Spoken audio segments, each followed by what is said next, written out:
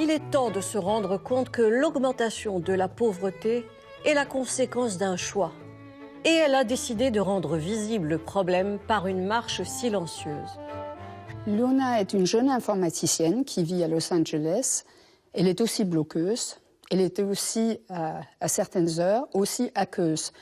Elle a compris au travers des chiffres qu'elle regarde qu'il y a beaucoup de pauvreté, mais que la pauvreté en chiffres ne correspond pas à la réalité qu'elle ressent. Skid Row est un des quartiers les plus pauvres de Los Angeles. C'est vraiment là où on réunit tous les pauvres, d'ailleurs de toute la Californie.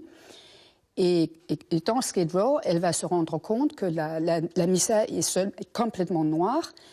Elle va donc commencer dans son blog à organiser une journée de marche, une marche silencieuse, un peu comme l'avait fait Martin Luther King à l'époque. En fait, ce sont les oubliés du système que Luna appelle à se révolter.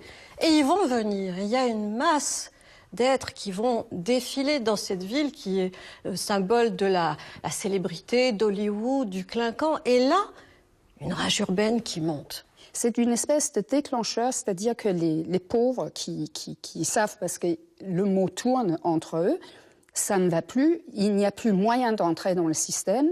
On n'est pas seulement des laissés pour compte, on est ceux qui doivent céder de façon totale le terrain. Si aujourd'hui on est un peu invisible, demain on n'existe plus. Luna a dit, il suffit d'une personne pour changer le monde. C'est ce qu'elle croit, c'est ce que vous croyez. Je pense qu'on a peut-être tendance à repousser ça en disant il y a bien quelqu'un qui va s'en occuper.